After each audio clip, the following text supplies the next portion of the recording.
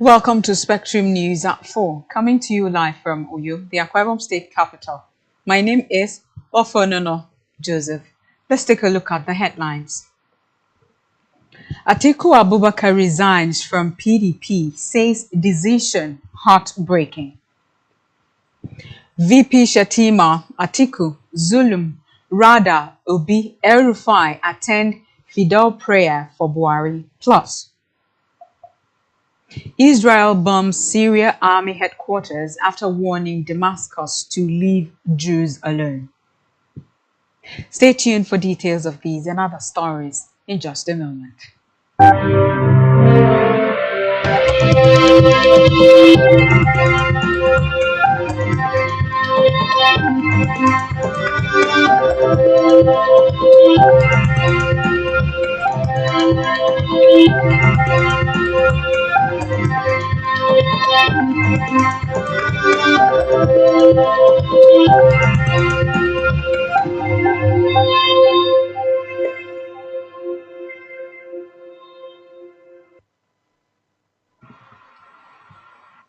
Good afternoon and thank you for joining us on the news at 4. We begin this afternoon with a breaking news where former Vice President Atiku Abubakar has resigned from the People's Democratic Party (PDP). Atiku predicted his resignation on the trajectory the party has taken. He is currently a key member of the opposition coalition. Atiku's resignation letter was dated July 14, 2025, and addressed to the PDP chairman of his ward, Jada local government area of Adamawa State. He disclosed that the PDP has diverted from its founding principles. In another development, Vice President Kashim Shettima, Governors Diko Rada of Katsina State, and Babagana Zulum of Borno State led other mourners to Daura for the Fidel prayer for the late former President Muhammadu Buhari in Daura on Wednesday. Governor of Anambra State and the presidential candidate of the Labour Party in 2023, Peter Obi, and former Governor of Kaduna State, Nasser El-Rufai. Others include former Governor of Katsina State, Aminu Bello, Chairman of the Senate Committee on Works, Senator Barinada Mpigi, mothers known in a goodwill message delivered by his representatives Senator Barinada Mpigi, mothers known in a goodwill message delivered by his representatives Ashley Emenike at the opening ceremony of the 33rd Engineering Assembly organized by the Council for the Regulation of Engineering in Nigeria on Tuesday in Abuja, themed Advancing Quality Engineering Services and Businesses in Nigeria, Professionalism, Compliance, and Remunerations. The annual event drew professionals from across the country to deliberate on engineering ethics, infrastructure standards, and national development. Mpigi hailed engineers as indispensable drivers of Nigeria's development, noting that their work forms the backbone of the country's economic growth, infrastructure expansion, and industrial advancement. It was also declared that Nigerian engineers are not merely technical experts but strategic nation builders who deserve a central role in policy making. From the judiciary, a federal high court in Lagos has discharged and acquitted former Ekiti State Governor Ayodele Fayose of all charges in his long-standing money laundering case brought against him by the Economic and Financial Crimes Commission (EFCC). The court upheld Fayose's no-case submission, effectively ruling that the prosecution failed to establish a prima facie case against him to warrant further defense. Fayose had been standing trial on allegations bordering on money laundering and fraud during his tenure as governor. However, after years of legal proceedings, the court found that the evidence presented by the EFCC was insufficient to sustain the charges. In another development, the Chief of Defense Staff (CDS) General Christopher Musa has urged Trans-Niger Pipeline (TNP) host communities to protect national assets located within their areas. Musa made the appeal at a monthly stakeholders meeting organized by Pipeline Infrastructure Nigeria Limited (PINL) in Port Harcourt, represented by Navy Captain Lassier Ozove. He said the effect of oil bunkering and pipeline vandalism were mostly borne by the host communities themselves.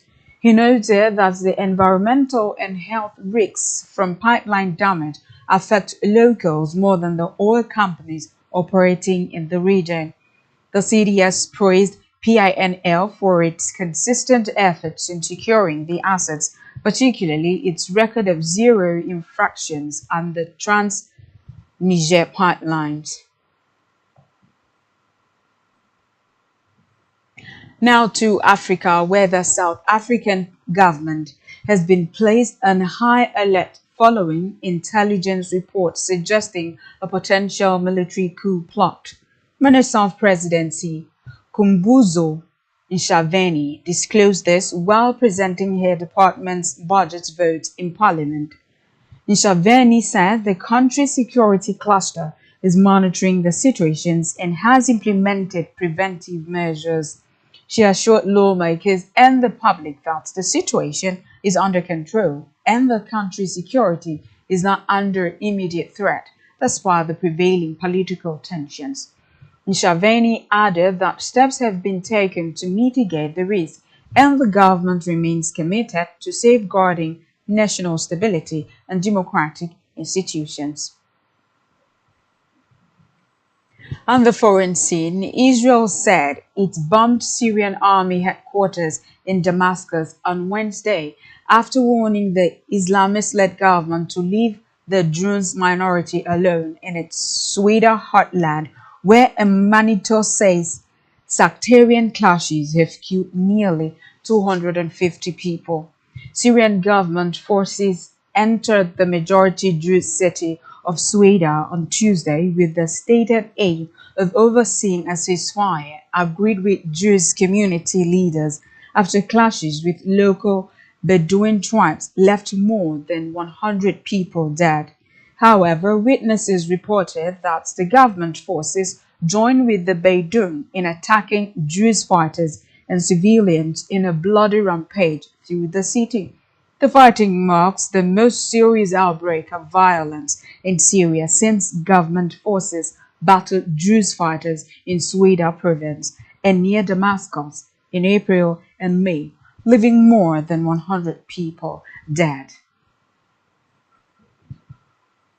Still on the foreign scene, Russia said Wednesday it had seized 820 kilograms of cocaine hidden under a shipment of bananas, calling its largest bust of drugs from Latin America this year.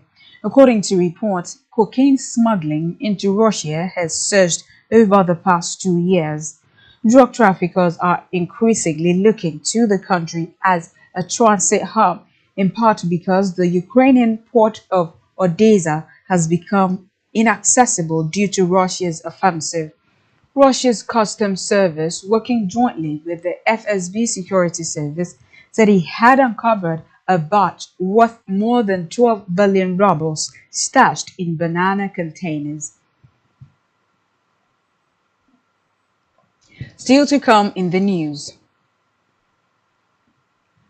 Plumtre Ajibade make WAFCON 2020.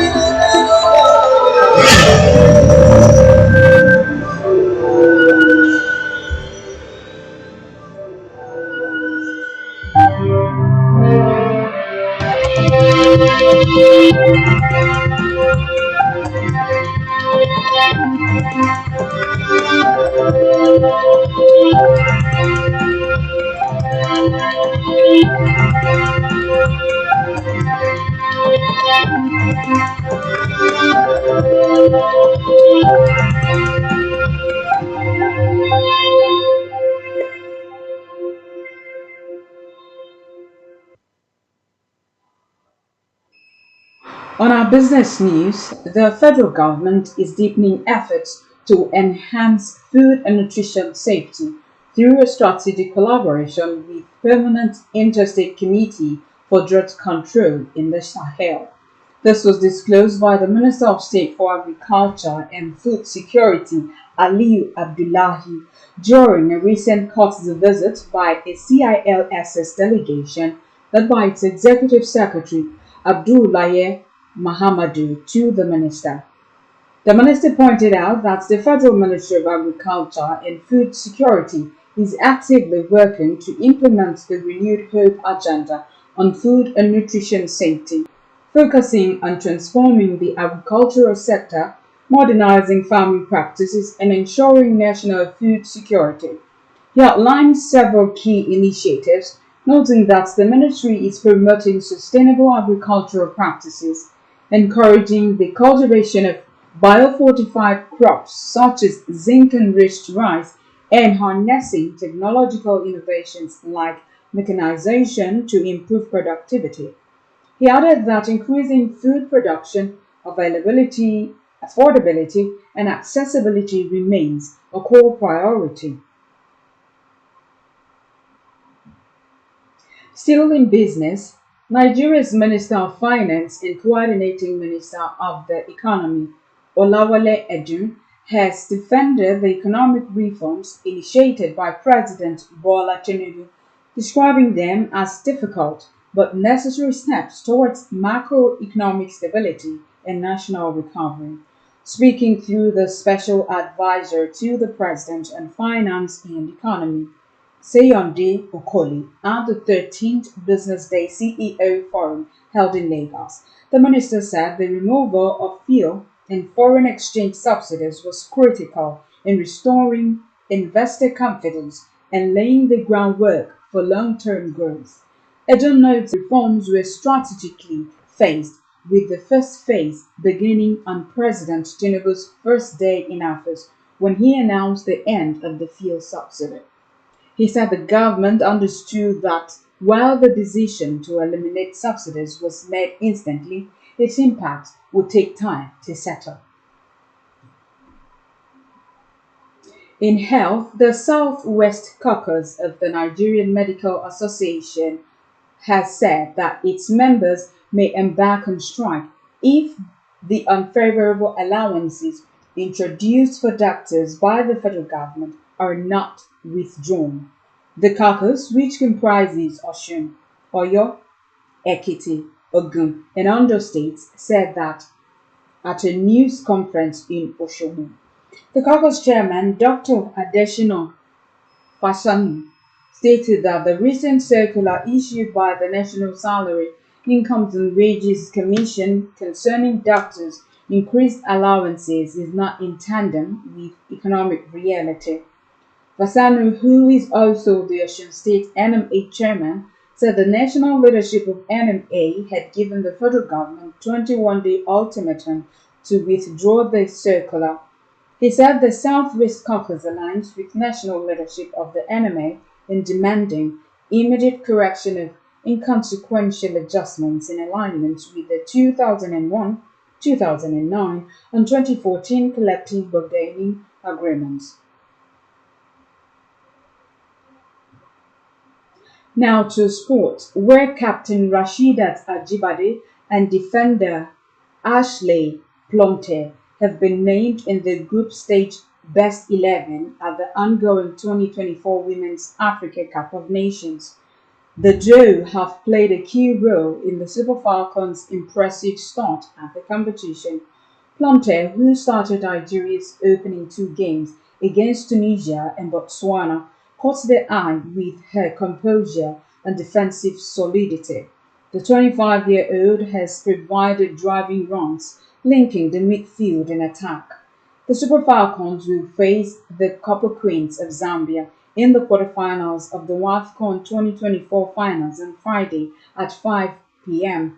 in Stade Labi Zaoli, Casablanca. Still in sports, Arsenal midfielder Ethan Nwaneri has agreed terms in principle over an initial 4-year contract with the Premier League. Nwaneri's future at the Emirates has generated a bit of speculation, and he has been linked with Chelsea and Borussia Dortmund. The 19-year-old has now decided to sign a new deal with the Gunners, as it was always his priority, despite interest from other teams.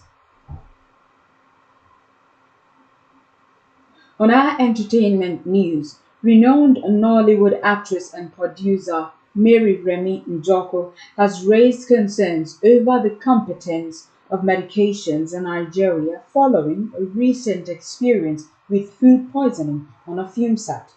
In a post shared on Instagram, the actress raised an alarm about potential fake drugs circulating in the country. Njoko recounted how she purchased a medication used to treat diarrhea from a prominent pharmacy chain in Nigeria. She explained that despite taking the medication for 3 days, her symptoms persisted. The mother of three appealed to the National Agency for Food and Drug Administration and Control, NAFDAC, to take swift action to investigate the matter. Lastly, in the news at this hour, Emeka Ubuyonye, a lawyer representing May Edochie in her marital dispute with Yul Edochie, has discontinued his service.